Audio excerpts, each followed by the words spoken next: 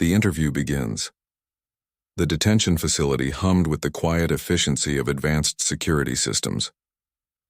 Dr. Mira Chen adjusted her recording device as she settled into the metal chair across from her subject. The alien warrior sat motionless, his forearms secured to the table with restraints designed specifically for his species. Zektar's compound eyes tracked her movements, while his breathing apparatus clicked rhythmically. "State your name and former rank for the record," Dr. Chen said, her voice professional but not unkind. "Former Battle Commander Zektar of the Galactic Hegemony's 3rd Assault Division." His voice came through the translator as a deep rumble, tinged with what sounded like exhaustion. Dr. Chen made notes on her tablet. "You've been held here for 3 years since the war ended. The Hegemony Council has finally agreed to this interview. As part of the peace negotiations, they want to understand what happened during the conflict." Zektar's mandibles clicked twice. A sound she had learned indicated bitter amusement. "They want to understand why the mighty Hegemony fleet ran from a single star system, why a species that had only just achieved interstellar travel managed to defeat forces that had conquered half the galaxy." "That's correct. Start from the beginning." The alien's 4 eyes closed as he leaned back in his chair. When he opened them again, they held a haunted quality that made Dr. Chen unconsciously grip her stylus tighter. "You want to know about humans?" Zektar said quietly. "You want to know why your species terrifies every military commander in the known galaxy? Why the mere mention of the Sol system makes veteran soldiers request transfers to the Outer Rim?" Dr. Chen leaned forward slightly. "Tell me what you saw." Zektar's breathing apparatus hissed softly. "I saw a species that doesn't understand the concept of surrender. I saw beings who turn their weaknesses into strengths and their civilian technology into weapons of war. I saw creatures who would rather die than submit to conquest." 4 years earlier, Zektar had stood on the command deck of the dreadnought Inevitable Victory, watching long-range sensors detect the Sol system. The intelligence reports had been encouraging. Humans were newcomers to space, barely 2 centuries since their first interstellar colony. Their military was small, their technology primitive by hegemony standards. "The plan was simple," Zektar continued. "Secure the outer colonies first, then move on the home system. Standard doctrine called for demonstrating our superior firepower, to break their will to fight. Most species surrender after losing their first major battle. The Hegemony fleet had approached Proxima Centauri expecting to find a frightened colony ready to negotiate. Instead, they found something unprecedented. The humans had evacuated their civilians and turned their mining stations into fortress platforms. The first sign that something was different came when we detected the defensive formations," Zektar explained. "They weren't using military vessels. They were using cargo ships, mining platforms, even passenger liners. But they had been modified." Captain Sarah Mitchell had spent 6 months preparing for this moment. The human military commander had studied every piece of hegemony technology that traders had brought to human space. She understood their weapons, their tactics, their psychology. More importantly, she understood that humans couldn't win a conventional war. "Mitchell refused to engage our main fleet," Zektar continued. "Instead, she used hit-and-run tactics, with ships that weren't supposed to be combat-capable. A mining vessel would drop out of hyperspace, fire modified drilling lasers at our engines, then disappear before we could respond. The hegemony forces found themselves fighting an enemy that ignored every rule of space combat. Human ships would ram hegemony vessels rather than surrender. Cargo haulers would detonate their own reactors when boarded, taking enemy troops with them. Passenger liners had been converted into missile platforms that could fire hundreds of improvised warheads. We couldn't understand their coordination," Zektar said, his voice growing quieter. "Our communications jammers should have prevented any organized resistance, but somehow they were always where we didn't expect them to be." The answer was engineer Marcus Webb. The human technician had been working on quantum entanglement communication systems for years before the war. When the invasion began, he had distributed his experimental devices to every ship in the defense fleet. The humans were using instantaneous communication while the hegemony forces were still relying on radio transmissions. Webb's communication system gave them an advantage we didn't even know existed, Zektar admitted. They could coordinate attacks across multiple star systems simultaneously. When we moved to attack one position, they would already be preparing ambushes at our next 3 targets. The battle for Proxima Centauri lasted 2 weeks. The hegemony forces technically won, securing the system and its resources, but they had lost 30% of their fleet doing it. The humans had vanished, leaving behind only empty stations and a single message broadcast on all frequencies. The message was simple, Zektar recalled. It said, "This was just practice. Wait until you see what we can do when we're really trying." Admiral Koltar had dismissed the message as empty bravado. The hegemony had conquered dozens of systems. No species had ever escalated after losing their first major battle. The fleet prepared to move on to the next target, the mining colonies around Wolf 359. "We didn't understand that humans had been preparing for this war for generations," Zektar continued. "Every human colony had detailed plans for defending against invasion. They had studied our tactics, our technology, our weaknesses. They knew exactly how we would attack." The Wolf 359 system presented a different challenge. Instead of space stations, the humans had established mining operations on asteroids throughout the system. The hegemony fleet found itself trying to secure hundreds of individual targets scattered across billions of cubic kilometers of space. "That's where we first encountered General Kai Okonkwo," Zektar said, and Dr. Chen noticed his forehands beginning to tremble slightly. Okonkwo had turned the entire asteroid belt into a weapon. General Okonkwo had been preparing for asymmetrics warfare his entire career.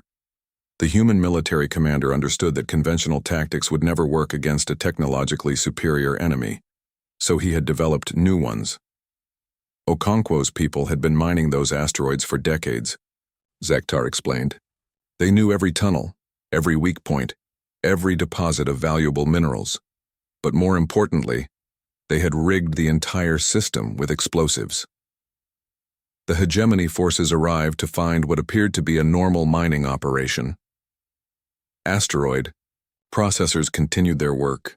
Cargo ships moved between mining platforms and communication arrays broadcast normal commercial traffic. The sensors showed no military presence, no weapons platforms, no signs of resistance. "We should have known it was a trap," Zektar said bitterly. "Humans don't abandon their territory. They don't retreat without a fight. But we had gotten overconfident after Proxima Centauri. The trap was sprung when the hegemony fleet moved to secure the largest mining platform. As their ships approached, the asteroid it was built on simply disappeared. Okonkwo had detonated charges that had been placed years earlier, turning millions of tons of rock into an expanding cloud of debris. 12 of our ships were destroyed instantly," Zektar continued. "The debris cloud was so dense that our sensors couldn't penetrate it. We were flying blind in a field of high-velocity rock fragments. That was when the real attack began. Human fighters had been hiding inside hollowed-out asteroids throughout the system. As the hegemony fleet struggled to navigate the debris field, these hidden platforms opened fire with weapons that shouldn't have existed. They were using mining charges as missiles," Zektar explained. Drilling equipment had been converted into mass drivers that could accelerate projectiles to incredible velocities. Even our best armor couldn't stop chunks of metal moving at 50,000 kilometers per hour. The battle became a nightmare of 3-dimensional warfare. Human fighters would emerge from hidden positions, fire everything they had, then retreat into the maze of asteroids and debris. The hegemony forces found themselves taking heavy casualties while barely managing to damage their attackers. "Okonkwo was fighting us with industrial equipment," Zektar said, his voice filled with what sounded like professional admiration. "Mining ships became bombers, cargo haulers became troop transports, processing facilities became weapons factories. He had turned an entire civilian infrastructure into a military machine." The siege of Wolf 359 lasted 6 weeks. The hegemony forces eventually secured the system, but at a terrible cost. Nearly half their fleet was destroyed or heavily damaged. More importantly, they were beginning to understand that they weren't fighting a conventional enemy. "The reports from our field commanders made no sense," Zektar continued. "They described human fighters who would ram our ships rather than be captured. They talked about crews who would detonate their own reactors when boarding seemed inevitable. They reported weapons made from civilian materials, that were somehow more effective than our military hardware. Admiral Koltar had called for reinforcements after Wolf 359. The Hegemony High Command was beginning to understand that the human conflict was going to require more resources than initially planned, but they still believed that superior numbers and firepower would eventually prevail. "We thought we were fighting desperate defenders," Zektar said. "We didn't understand that we were fighting a species that had spent centuries preparing for exactly this kind of war." The human colonies had been sharing information and resources from the moment first contact was made with the hegemony. Every trade delegation, every cultural exchange, every diplomatic meeting had been an intelligence-gathering operation. The humans had been studying their potential enemies for generations. They knew our ship designs better than our own engineers, Zektar admitted. They understood our tactics better than our strategic planners. They had identified weaknesses in our technology that we didn't even know existed. The next target was the research station orbiting Tau Ceti. Intelligence reports suggested it was a scientific facility with minimal defenses. The hegemony commanders expected an easy victory that would help restore morale after the costly battles at Proxima Centauri and Wolf 359. "We found the station exactly where our sensors said it would be," Zektar continued. "It was a massive structure, clearly designed for scientific research. Our scans showed normal operations, standard crew levels, no military presence. Dr. Elena Vasquez had been waiting for them. The human scientist had spent 3 years converting the research station into something the hegemony had never encountered before. She had turned pure science into a weapon of war. Vasquez had been working on exotic matter research, Zektar explained. She had experimental equipment that could manipulate space-time on a local level, equipment that was never meant to be used as a weapon. As the hegemony fleet approached the station, reality began to behave strangely. Ships found themselves moving in directions their navigation system said were impossible. Weapons fired at targets that appeared to be in one location, but were actually somewhere else entirely. Communications became garbled as radio waves were bent through dimensions that shouldn't exist. "We couldn't understand what was happening," Zektar said, his breathing apparatus clicking rapidly. "Our ships were experiencing gravitational anomalies. That made no sense. Some vessels were aging years in minutes. Others were experiencing time dilation effects that left their crews unable to coordinate with the rest of the fleet." Vasquez had weaponized her research into quantum mechanics and relativistic physics. The station's experimental equipment was creating localized distortions in space-time that made conventional warfare impossible. The hegemony fleet found itself fighting not just an enemy, but the fundamental laws of physics themselves. "The worst part was that she was improvising," Zektar continued. "Vasquez was using equipment that was designed for pure research, modifying it on the fly to create effects that no one had ever seen before. She was literally inventing new forms of warfare as the battle progressed. The engagement at Tau Ceti lasted only 3 hours, but it broke something fundamental in the hegemony fleet's confidence. Ships that had survived centuries of warfare fled from phenomena they couldn't understand or predict. The final straw came when Vasquez managed to create a localized time loop that trapped 6 hegemony vessels in a repeating cycle of the same 30 seconds. "We retreated," Zektar said simply. "For the first time in hegemony history, we abandoned a battle not because we were losing, but because we couldn't understand what we were fighting." The fleet regrouped at the edge of the system, trying to process what they had experienced. Admiral Koltar's reports to High Command described weapons that violated known physics and enemies who treated scientific equipment as military hardware. The responses from headquarters were skeptical at best. High Command thought we were making excuses, Zektar continued. They couldn't believe that a primitive species could develop technology that surpassed our own. They ordered us to continue. The advance toward the Sol system. Dr. Chen paused her recording. The Sol system, Earth itself. Zektar's 4 eyes met hers directly for the first time since the interview began. Yes, the home system. We thought the outer colonies were defended by their best forces. We thought the closer we got to Earth, the weaker the resistance would become. His mandibles clicked in what she now recognized as bitter laughter. We were wrong about that too. Everything we had faced so far was just humans getting warmed up. The real war was waiting for us in the Sol system. Dr. Chen saved her recording and prepared to start a new file. "Tell me about Earth," she said quietly. Zektar's breathing apparatus hissed as he exhaled deeply. "Earth," he repeated. "The place where we learned that some species don't just fight to win, they fight to make sure you never want to fight them again." The breaking point, Dr. Chen began the second recording session with the same professional demeanor, but she could see that something had changed in Zektar. The alien warrior's 4 hands shook slightly as they rested on the table, and his compound eyes had a distant quality that suggested he was seeing things that existed only in his memories.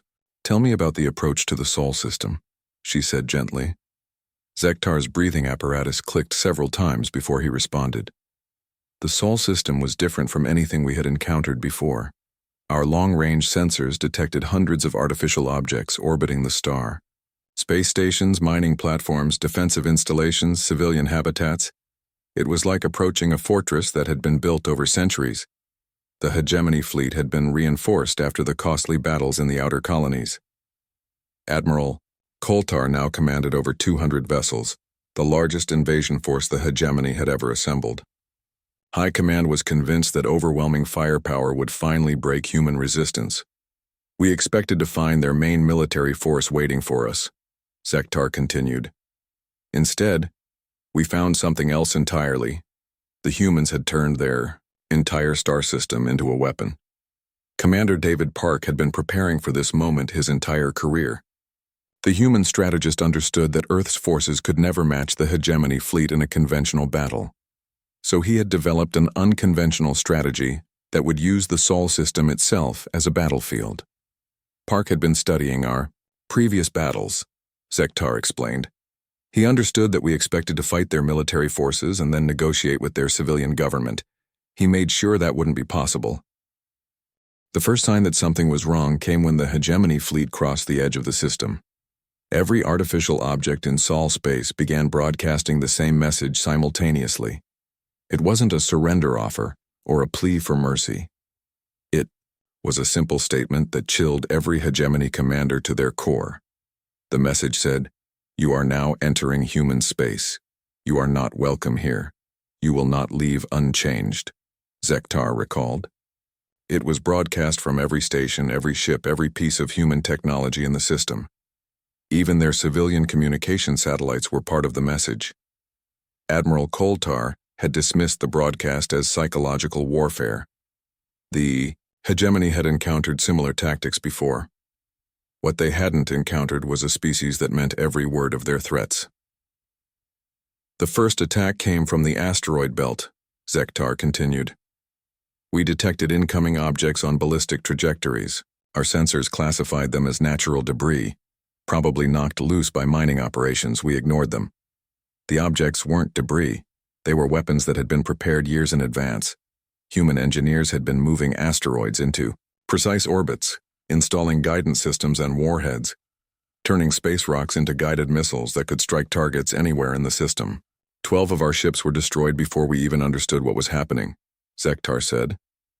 The humans had weaponized their entire asteroid belt. Chunks of rock that had been drifting through space for millennia suddenly became kinetic weapons moving at orbital velocity.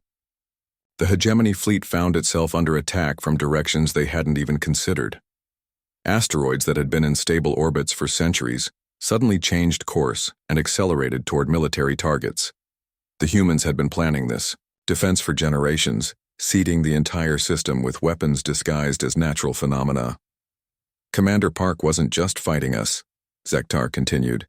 "He was using the fundamental physics of orbital mechanics as a weapon.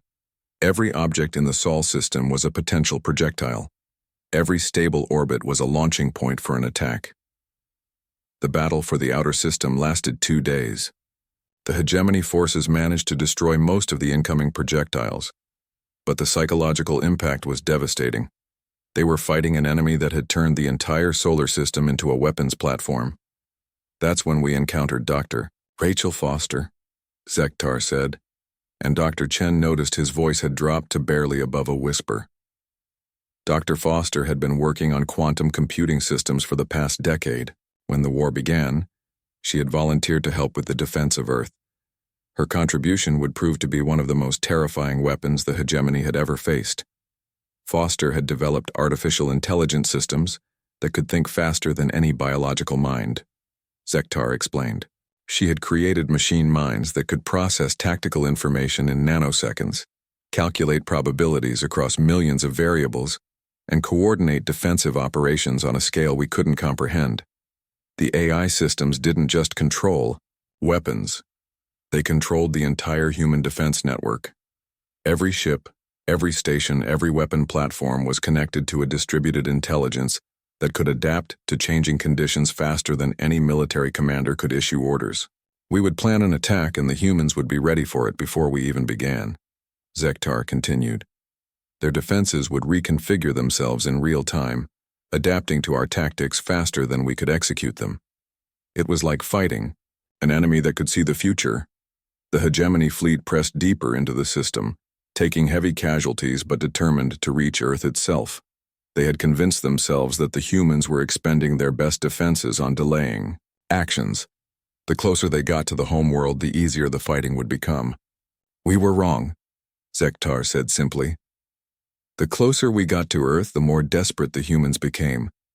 And desperate humans are the most dangerous creatures in the galaxy. The battle for Earth's moon was where everything changed. The hegemony. Forces expected to find a military base or orbital defense platform. Instead, they found something that would haunt every survivor for the rest of their lives. Luna Base wasn't just a military installation, Zektar continued. It was a colony. Families lived there. Children played in the corridors. Civilians worked in the laboratories and factories. But when we arrived, they were all prepared to fight, Colonel. Maria Santos had been placed in command of Luna Base's defense. The human officer understood that the moon's position made it a critical strategic target. If the hegemony secured Luna, they would have a staging area for the invasion of Earth itself.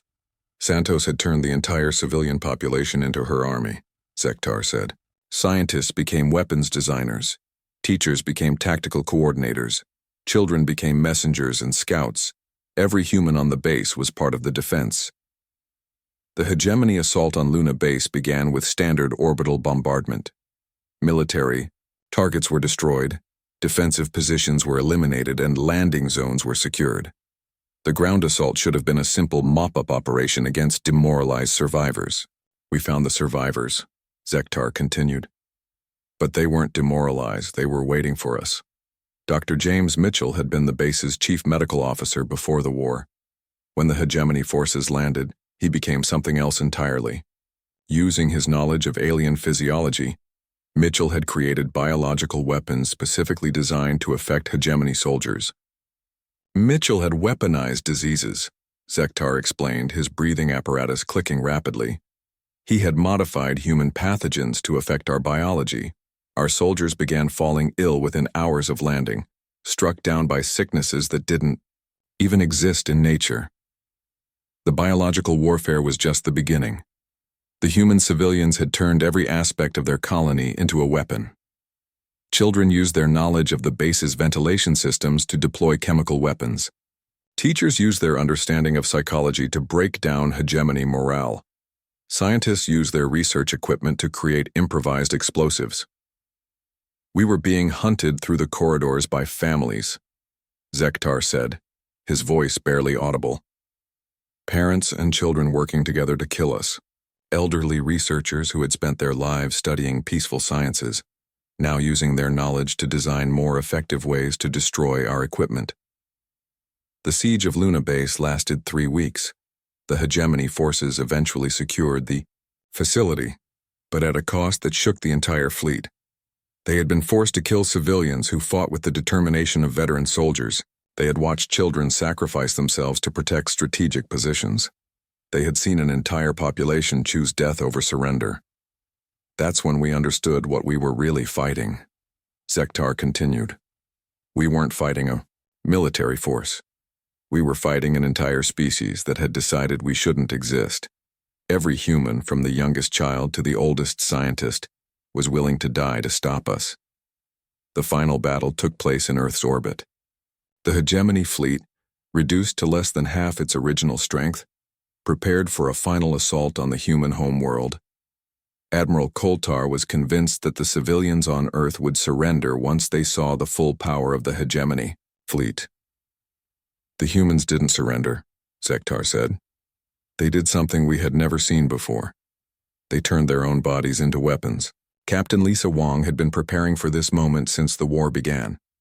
The human officer commanded a fleet of converted civilian vessels that had been hidden in Earth's shadow. As the hegemony fleet approached the planet, Wong's ships emerged. From concealment for one final attack, Wong's pilots were flying ships that had been rigged to explode. Zektar continued.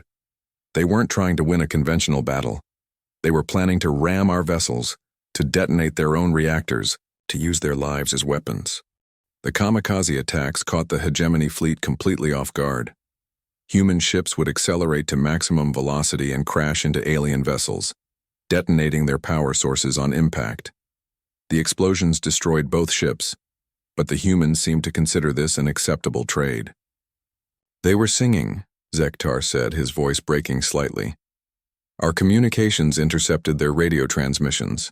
The human pilots were singing songs, telling jokes, saying goodbye to their families as they flew into certain death. They were treating their own suicide as a celebration. The hegemony fleet found itself losing ship after ship to an enemy that had no regard for their own survival. The psychological impact was overwhelming. Alien crews began to panic, unsure how to fight an enemy that wanted to die killing them. That's when Admiral Koltar broke, Zektar continued. He had been a military commander for over 50 years. He had conquered dozens of worlds, defeated hundreds of enemies. But he had never faced anything like this. He ordered the retreat. The hegemony fleet fled the Sol system, leaving behind their dead and abandoning their wounded. The retreat became a rout as human forces pursued them to the edge of the system, continuing to launch kamikaze attacks against ships that were already fleeing. We ran, Zektar said simply. The most powerful military force in the galaxy ran from a species that had only achieved interstellar travel 2 centuries ago. We ran because we finally understood what we were fighting. Dr. Chen paused her recording. What did you understand? Zektar's 4 eyes focused on her with an intensity that made her uncomfortable. We understood that humans don't fight wars to win territory or resources or glory. You fight wars to protect what you love. And there is no force in the galaxy that can defeat someone who is willing to die for what they love. The interview room fell silent except for the hum of recording equipment. Dr. Chen made notes while Zektar sat motionless, lost in memories that would never fade. The hegemony high command wanted to send another fleet, Zektar continued after a long pause. They wanted to return with enough ships to overwhelm human defenses through sheer numbers, but the field commanders refused to go back. The veterans of the Sol campaign had spread throughout the hegemony military, carrying with them stories that seemed impossible to believe. They described a species that could turn any technology into a weapon, that could coordinate defenses across entire star systems, that would choose death over surrender. We told them that humans were different, Zektar said. We tried to explain that normal military doctrine didn't apply to your species, but they wouldn't listen until the first diplomatic contact. The peace negotiations had begun 6 months after the failed invasion. The hegemony sent their most experienced diplomats, expecting to negotiate with a species that would be grateful for the chance to avoid further conflict. Your diplomats terrified our negotiators more than your soldiers had, Zektar continued. They came to the talks with detailed knowledge of our technology, our military capabilities, our political structure. They had contingency plans for scenarios our strategists hadn't even considered. The human diplomatic team had been led by Ambassador Patricia Hayes, a former military intelligence officer who understood both warfare and negotiation. Hayes had made it clear that the peace talks were humanity's preferred option, but not their only option. Ambassador Hayes showed us what you had been building while we were retreating, Zektar said. Your species had spent the months after the invasion creating new weapons, new defenses, new ways to fight. You hadn't been recovering from the war. You had been preparing for the next one. The peace treaty that emerged from those negotiations was unlike anything in hegemony history. Instead of the usual terms of surrender and occupation, it established humanity as a protected species with guarantees of territorial integrity and technological independence. The treaty wasn't about ending the war, Zektar explained. It was about making sure we would never want to start another one. Your diplomats made it clear that any future aggression would be met with weapons that would make the Sol system defenses look like children's toys. Dr. Chen finished her notes and looked up at the alien warrior. Why are you telling me this? Your government wants to maintain the peace. These interviews are supposed to help both species understand each other. Zektar's mandibles clicked slowly. Because I want your species to understand something that our leaders still don't grasp. We didn't lose the war because your technology was superior. We didn't lose because your military was better trained. We lost because you were fighting for something we couldn't understand. He paused, his breathing apparatus hissing softly. Every species the hegemony has conquered fought to preserve their lives, their resources, their territory. You fought to preserve your freedom. And there is no weapon in the galaxy that can defeat someone who would rather die free than live in chains. Dr. Chen saved the recording and began packing her equipment. Will you be able to return to the hegemony after this? I don't know, Zektar admitted. The memories of what I saw in the Sol system follow me everywhere. The nightmares, the fear, the understanding of what your species is capable of. Some of us who survived the war can never go back to the way things were before. He looked directly at her one final time. But perhaps that's the point. Perhaps the real victory wasn't stopping our invasion. Perhaps it was making sure that every hegemony soldier who survived would carry the knowledge of what happens when you threaten human freedom. Dr. Chen nodded and stood to leave. Thank you for your honesty, Commander. Doctor, Zektar called as she reached the door. There's something else your people should know. Something that wasn't in our official reports. She turned back to face him. What? The hegemony isn't the only military power in the galaxy. There are other species, other empires, other threats that will eventually discover your existence. They will study our reports, learn from our mistakes, and develop new strategies for conquest. Zektar's 4 eyes held a combination of respect and genuine concern. But they will also learn what we learned. That humans are not just another species to be conquered. You are something new in the galaxy. Something that changes the rules of warfare itself. And that knowledge will make some of them very, very afraid. Dr. Chen left the detention facility with recordings that would change humanity's understanding of their place in the galaxy. But more importantly, she carried with her the knowledge that human determination and ingenuity had created something unprecedented, a reputation that would protect them long after the last shots of the war had been fired. The war with the hegemony was over, but the legend of human resilience had only just begun.